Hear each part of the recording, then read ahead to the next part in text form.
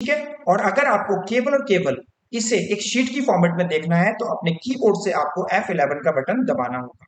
तो यहाँ पर डेटा विजुअलाइजेशन, डेटा को प्रेजेंट करने की एक ऐसी टेक्निक है जिसमें हम डेटा के चार्ट्स और ग्राफ बनाकर हम अपने डेटा को प्रेजेंट करते हैं। डेटा के विजुअलाइजेशन के पीछे हमारा मोटिव यही होता है कि वो हमारी अंडरस्टैंडिंग को बेटर करता है, डिसीजन मेकिंग में हेल्प करता है, कम्युनिकेशन को बेटर करता है और कस्टमर एंगेजमेंट को बढ़ावा देता है। अब जब डेटा विजुअलाइजेशन की बात आई है तो आज के इस वीडियो में हम डेटा विजुअलाइजेशन के लिए तीन बेसिक चार्ट्स पे हम काम करेंगे, जो कि है line chart, bar chart, pie chart. अगर हम लाइन चार्ट की बात करें तो ये टाइम इंटरवल जैसे केसेस के लिए बेस्ट रहता है। अगर मैं बात करूं बार चार्ट की तो ये डिफरेंट कैटेगरीज के लिए आपको हेल्पफुल होता है। और अगर मैं बात करूं पाई चार्ट की तो ये छोटी स्मॉल कैटेगरी के लिए आप इस्तेमाल कर सकते हैं। तो चलिए टाइम वेस्ट ना करते हुए आज अपने इस वीडियो को स्टार्ट करते हैं।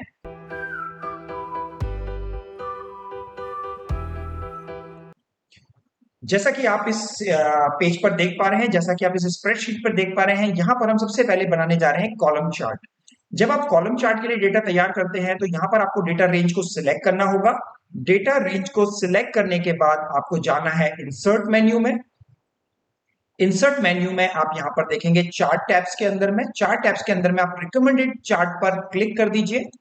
रिकमेंडेड यानी ये जो एमएस एक्सेल है, एमएस एक्सेल आपके डेटा के सुटेबल चार्ट्स आपको यहाँ दिखा देगा। तो सबसे पहले क्योंकि हम कॉलम चार्ट बना रहे हैं तो यहाँ पर कॉलम चार्ट पे हम ऑप्ट करके ओके करेंगे और हमारे सामने यहाँ पर चार्ट बनकर आ जाएगा। अब आप इस चार्ट को यहाँ से कोने से पकड़कर थोड़ा सा बड़ा कर सकते हैं ताकि आपका विजुअलाइजेशन बेटर हो सके। अब जैसे ही आपने यहाँ पर एक चार्ट क्लिक किया, आपको यहाँ पर चार्ट डिजाइन और एक फॉर्मेट का ऑप्शन खुलकर आ जाता है। फिलहाल हम चार्ट ऑप्शन की बात करें। यहां पर अगर आप इस चार्ट को यहां पर लगाकर प्रिंट निकालना चाहें तो आप निकाल सकते हैं, बट अभी इसका प्रिंट मत निकालिए। यहां पर आपको कुछ एडवांस ऑप्शन सीखने हैं। चार्ट डिजाइन के अंदर सबसे पहला जो ऑप्शन है वो है कलर चेंज का। यहां पर आप देखिए इस कलर चेंज ऑप्शन के इस डॉट पर क्लिक करेंगे और यहां से आप अपनी कलर चार्ट कलरिंग को चेंज कर सकते हैं। जैसा आपको बेस्ट बेटर लगता है आप वैसा ऑप्शन ऑप्ट कर सकते हैं। इसके बाद इसके बगल में ही एक ऑप्शन होगा क्विक लेआउट। ये क्विक लेआउट जो ऑप्शन है इससे आप अपने चार्ट को थोड़ा सा और कस्टमाइज कर सकते हैं। जैसे कि मान लीजिए अगर आपको ये चार्ट का प्रिंट आउट निकालना है और आप इसको टेबल के साथ निकालना चाहते हैं तो आप यहाँ पर कंट्रोल और पी का बटन दबाइएगा। कंट्रोल और पी का बटन दबाने पर आपको यहाँ पर आपका डेटा और चार्ट दिख जाएगा, लेकिन इससे चलते क्या होगा, आपका डेटा बहुत स्मॉल फॉन्ट्स में, बहुत स्मॉल साइज में दिखेगा। चलिए अब इसी को मैं आपको एक बिग साइज चार्ट में कन्वर्ट करना बताता हूँ। इसको बिग करने के लिए आपको सबसे पहले अपने चार्ट को एक स्पेसिफिक जगह पे सेट करना होगा। चार्ट डिजाइन में जाइए, क्विक लेआउट ऑप्शन में जाइए, यहाँ पर क्लिक कीजिए और यहाँ पर चार्ट नंबर 5 आप ऑप्ट कर लीजिएगा। 1 2 3 4 एंड 5। जैसे ही आप इसे 5 नंबर पे ऑप्ट करते हैं आपके सामने यहाँ पर चार्ट्स के साथ डेटा भी आ जाएगा। अब आप इसे बाहर क्लिक ना करते हुए यहीं पर कंट्रोल और पी कीजिए। ये देखिए अब आपका पूरी शीट पर चार्ट बिल्कुल फैलकर आ चुका है, पूरा व्हाइट स्क्रीन पर आ चुका है। अब हम एस्केप का बटन दबा के बाहर जाएंगे और हमारे चार्ट्स के डिस्क्रिप्शंस देख सकते हैं। यहाँ पर 1 क्लिक और 2 क्लिक करके आप इस हेडिंग को एडिट कर सकते हैं। जैसे कि मैं यहाँ पर एडिट कर देता हूँ सेल्स 2029। अब यहाँ पर एक्सेस टाइटल है, यहाँ पर क्लिक करें और यहाँ पर भी आप एडिट कर सकते हैं अमाउंट इन रुपीज। यहां से आप अपने चार्ट के और सारे कलर ऑप्शंस चेंज कर सकते हैं। कंट्रोल पी कीजिए, कंट्रोल पी करके आप इस तरीके का कलरफुल चार्ट देख सकते हैं। यहाँ पर पेन रेड कलर से इंडिकेट किया जा रहा है, ऑरेंज कलर से, येलो कलर से पेंसिल और ग्रीन कलर से कॉपी को हमने डिफाइन किया हुआ है। यहाँ पर उनकी वैल्यूज आ रही है। अब मान लीजिए आपको इस चार्ट में आपके कुछ आइटम्स में गलती हो गई। जैसे कि मान लीजिए यहाँ पर कॉपी की जो वैल्यू है वो मार्च मंथ में 22 है, पर हम इसे 30 करना चाहते हैं। तो आपको इसे एडिट करने के लिए अपने ओरिजिनल डेटा में जाना है, कॉपी की वैल्यू मार्च वाले महीने में 22 की जगह आपको 30 करना है और एंटर मार देना है। ऐसा करते ही आपका ये चार्ट यहाँ पर रिफ्लेक्ट हो जाएगा। आपने बहुत ही आसानी से यहाँ पर कॉलम चार्ट बनाना देख लिया है। चलिए तुरंत अब स्टार्ट करते हैं हमारा लाइन चार्ट के बारे में। लाइन चार्ट की अगर मैं बात करूं तो यहाँ पर भी आपको डेटा रेंज को सिलेक्ट करना है, इंसर्ट में जाना है और रिकमेंडेड चार्ट पर क्लिक कर देना है। रिकमेंडेड चार्ट पे जब आप क्लिक करेंगे तो यहाँ पर आपको इसे कॉलम में भी दिखा सकते हैं और लाइन चार्ट में भी दिखा सकते हैं। हम इसे लाइन चार्ट ऑफ करते हैं और ओके कर देते हैं। यहाँ पर आप देखिए आपका लाइन चार्ट बनके तैयार हो गया है।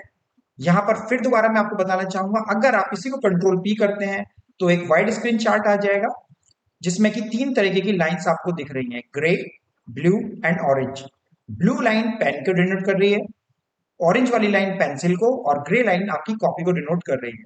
इसके बाद आप चार्ट क्विक लेआउट्स पे आ जाइए और यहाँ पर 5 नंबर चार्ट को आप ऑप्ट कर लीजिए। अब चार्ट का साइज आप बड़ा करके कंट्रोल पी कीजिए, आपके यहाँ पर आइटम्स के साथ चार्ट दिखेगा। एस्केप दबा के हम बाहर आते हैं। यहाँ पर भी वही ऑप्शन है, अगर आपको कस्टमाइज करना है तो आप अपने मेन डेटा में चेंजेस करेंगे, चार्ट ऑटोमेटिक रिफ्लेक्ट हो जाएगा। मैंने इसको दे दिया 5 और एंटर मारा, तो आप देखिए यहाँ पर ये और नीचे की तरफ डाउनवर्ड हो गया है। ठीक है, चलते हैं हमारे तीसरे चार्ट की तरफ जो कि है हमारा pie chart. Pie chart basically छोटे आइटम्स के लिए सिलेक्ट किया जाता है। आइटम रेंज सिलेक्ट कर लेनी है, इंसर्ट पर जाना है और यहाँ पर रिकमेंडेड चार्ट पर जाना है। यहाँ पर आप कुछ कॉलम चार्ट में भी दे सकते हैं, पाई चार्ट में भी दे सकते हैं और ओके कर देना है। अब आप इसमें पाई चार्ट है, पाई चार्ट में आपको 5 नंबर चार्ट नहीं लेना है, इसमें आपको लेना है 4 नंबर ऑप्शन। 4 नंबर ऑप्शन को लेने के बाद यहाँ से आप कलर चेंज कर सकते हैं, जो भी कलर ऑप्शन आपको बेस्ट लगता है ले लीजिए और फिर कंट्रोल पी करके आप इसे प्रिंट भी कर सकते हैं।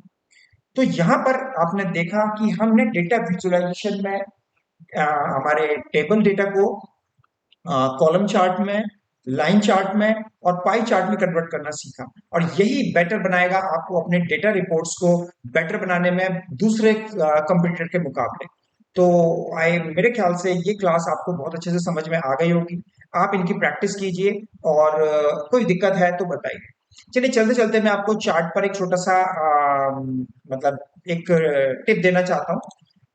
सपोज मान लीजिए आपको कुछ सेकंड्स में चार्ट बनाना है, तब आप क्या करेंगे? अपने डेटा रेंज को सिलेक्ट कीजिए और अपने कीबोर्ड से ऑल्ट F1 को प्रेस कीजिए, आपका चार्ट बनके तैयार है। ठीक है, और अगर आपको केवल और केवल इसे एक शीट की फॉर्मेट में देखना है तो अपने कीबोर्ड से आपको F11 का बटन दबाना होगा। तो यहां पर आप देखेंगे पहले कॉलम चार्ट ये था, लाइन चार्ट ये है और पाई चार्ट ये है। अगर यहाँ पर आप देखेंगे तो आपको चार्ट शीट बन के आ चुकी है। तो चार्ट शीट बनाने के लिए आपने जो शॉर्टकट यूज करा वो F11 है और जो आपने एक शॉर्टकट की यूज करी थी डेटा रेंज को सिलेक्ट करके वो है आपकी ऑल्ट F1। तो आप इसे ट्राई कीजिए। अगर आपको कोई भी इसमें प्रॉब्लम आती है तो आप कमेंट्स में मुझे जरूर बताइए। ऐसे ही और इंटरेस्टिंग वीडियो के साथ मैं जल्दी आपसे मिलूंगा। आज की क्लास में बस इतना ही, नेक्स्ट क्लास में मैं आपसे जल्दी मिलता हूं, तब तक के लिए बाय।